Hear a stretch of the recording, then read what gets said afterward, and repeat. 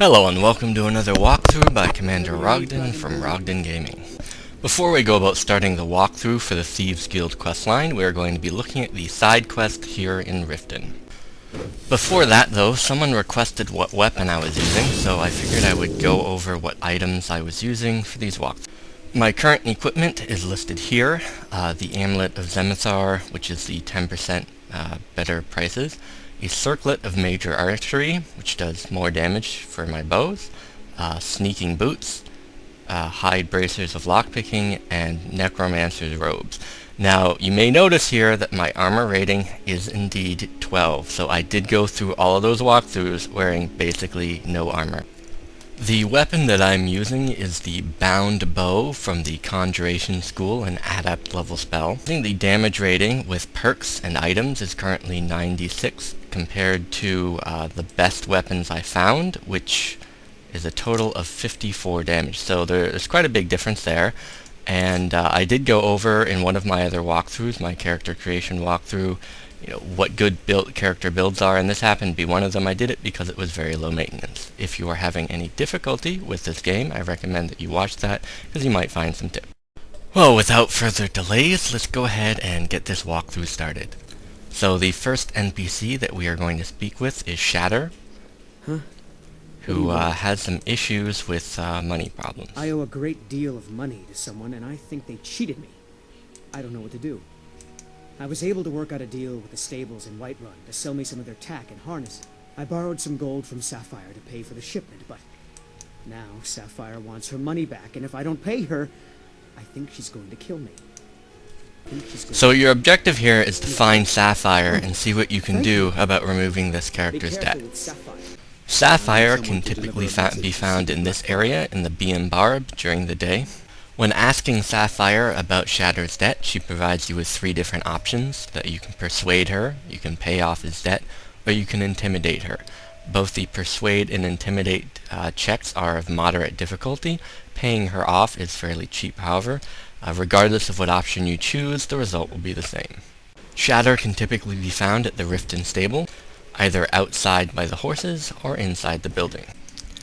Your reward for clearing his debt will be an invisibility potion that is based upon your level. Our second side quest is started by Louis Latreche in the Beam Bar, and he merely asks you to deliver a message. However, the location he asks you to deliver the message to is to the jail. So let's go ahead and get ourselves over there. Once you enter the jail, you will be confronted by the jailer, who you may either persuade or pay gold to pass.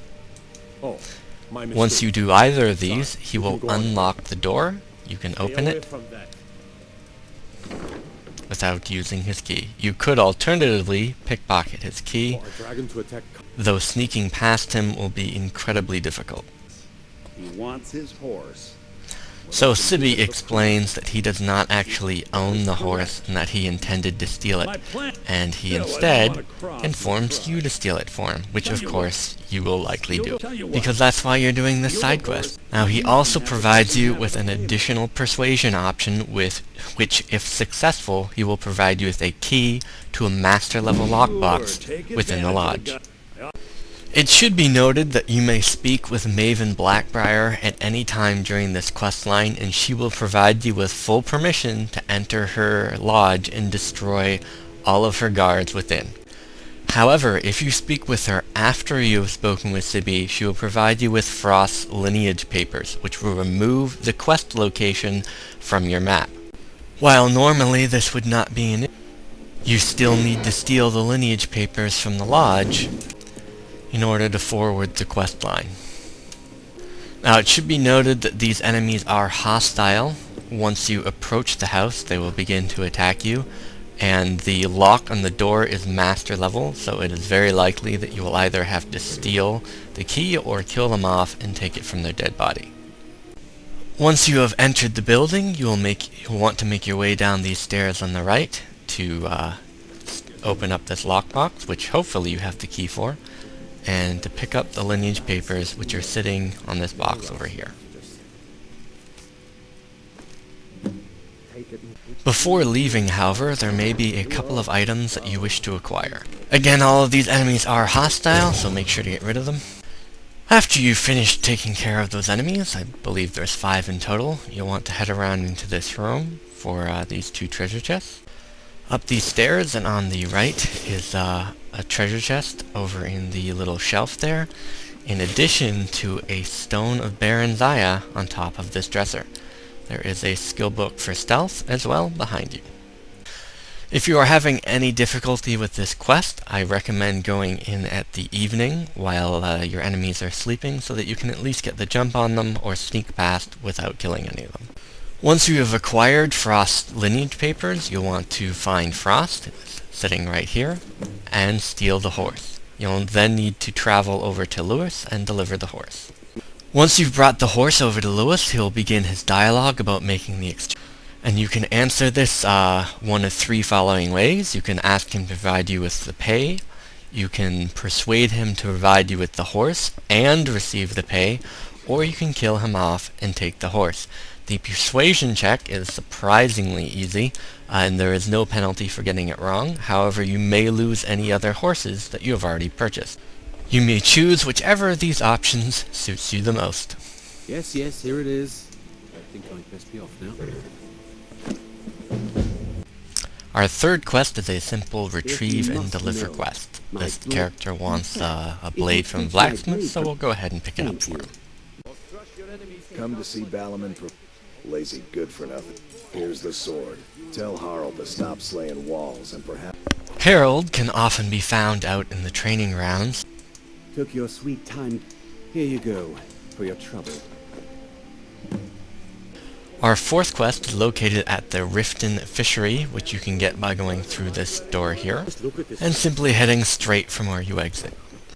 Wujita, our NPC in question, is typically found here during the day, though at nighttime she can be found at Helga's bunkhouse.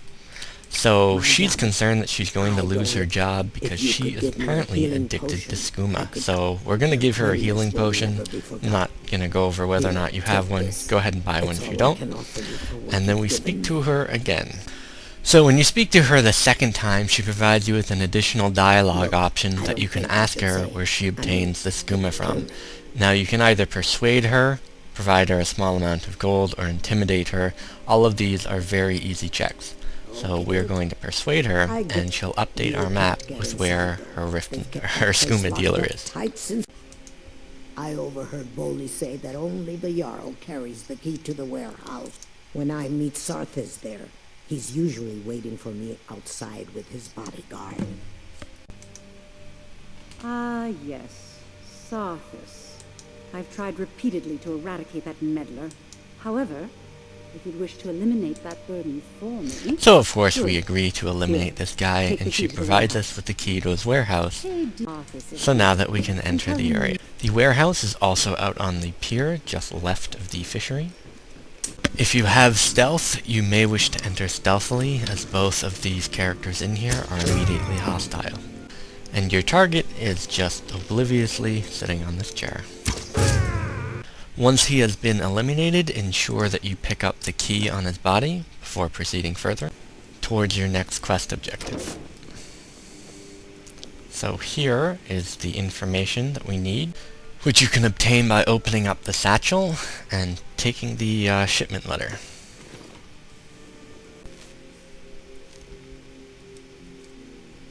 So once you've opened up the letter, it will complete the quest, and you must now report to the Jarl.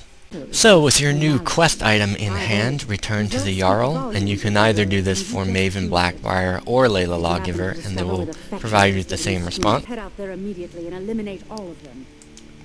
So your job is to kill every single one of the bandits in that cave. On your way. Good. Make sure not one of them escapes alive. Fortunately, the path to get there, while it is somewhat far away, is fairly straightforward. You simply follow along this road, starting by heading north from the stables, taking a right at this keep,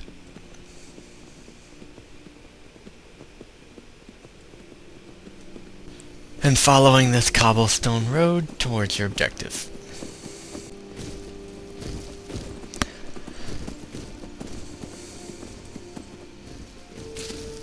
So when you've gotten yourself close to the objective, you'll want to get off your horse or whatever you're using to travel, because they will most definitely be hostile.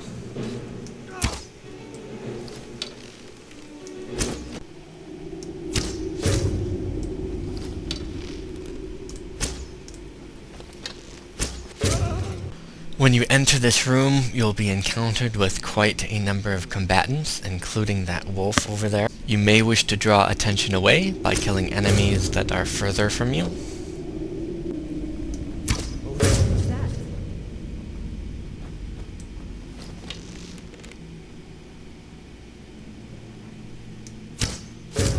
Behind the counter here, there is a lock-picking skill book, as well as a treasure chest, including the key for that treasure chest on the barkeep that you just killed.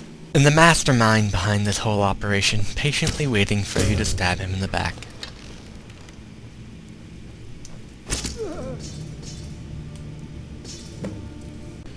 Before leaving, you may wish to open this chest, which also works with the key that you just obtained, and be mindful of this bear trap in front of it. Once you have cleared out the skooma smugglers, you may now return to the Jarl and hand the quest in. If the Jarl that you are dealing with is Layla Lawgiver, she will name you a Thane, and you will now be able to purchase a house in Riften. Maven, however, has already provided you with this option without completing the quest. The next quest we're going to look at is getting married. So we just head around down this way to the Temple of Mara, which is through these gates here. In order to start this quest, you need to speak with the NPC Marmal and ask him about the Temple of Mara. Mara is the... We also perform wedding ceremonies for all the loving couples in Skyrim. Yes, if you were ready, of course. Are you familiar with how marriage works? Typically, love in Skyrim is as earnest as a person who is looking for a spouse. So in order to acquire an Amulet of Mara, you can do a number of things. The first is that you can simply find one, fighting bandits and whatnot. You can do a quest that is located in this area here. Alternatively, you can simply buy the amulet, which is likely the easiest route. So that's what we're going to do. Now, remember, people in Skyrim respond to D. Good luck. Mara bless you. You must speak with this NPC even if you have already found an Amulet of Mara. Speaking with another character while wearing it will not prompt the marriage conversation. So now that we have both of those things, what we need to do is go about finding ourselves an eligible wife or husband. Eligible NPCs are those that you have completed quests for, and you can typically tell how much they like based on their conversational responses when you're standing near them or when you speak with them. Once you have determined the person that you wish to marry, you want to equip the Amulet of Mara and then speak with them again. This will prompt a new dialogue option. Won't lie, I am. And you? Then it's settled. You and me. So after you've decided who you want to marry, you must return to Riften. Upon returning to Riften, you must speak again to the NPC Marmal. How may I help you, my son? And ask him to host your wedding here. Your wedding will be held tomorrow, from dawn until dusk. Don't be late. You don't want to miss your own wedding. Once you have arranged for your wedding to be held, you must attend the following day between, I guess, dawn and dusk.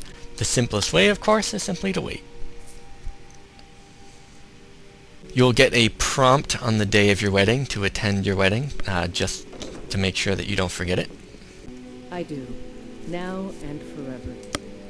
Do you agree to be bound together in love under the authority of Mara, the divine of... I present the two of you with these matching rings, blessed by Mara's divine grace. It doesn't feel like that. So after you've married your prospective spouse, you'll then have an option of living in your own house or their house if they have one. So if you do not have a home, then you can live with them. If they do not have a home, then they can live with you. If neither of you have a home, then you'll simply have to meet them somewhere on the street. So there's a few advantages to having a spouse, the first of which is that they will open up a store for you that will make 100 cumulative gold each day. In the store, you can sell items to them, and they have a pool of gold, which of course they still count as a merchant. It should be important to note that if the character is already a merchant, they will only sell the merchandise that they normally sell. Yes, love? If they are not a merchant, they will always be a general store owner, and they will sell a variety of things. This store can be invaluable if your wife is also a follower, as they can follow you through dungeons, and you can sell the loot to them as you go. Each day, your spouse will also be able to provide you with a meal. I can. Here, this is fresh. I'll have another one made tomorrow. So this particular meal boosts your stamina, magicka, and health regeneration. Unfortunately, the exact amount of the boost and the length of time that it lasts are unknown. You may not marry multiple people. If you wear the Amulet of Mara and speak with someone after you have already been married, it will not prompt the additional conversation. However, Skyrim does allow you to marry same-gender, cross-species beggars. They're very progressive like that. There are a lot of different people that you can marry that all come with varying benefits. But maybe you're just looking for that right digital character for you, in which case I encourage you to don on that Amulet of Mara and start hunting. This has been the walkthrough on the Riften Sidequests, Part 1. This has been Commander Rogden. Thanks for watching.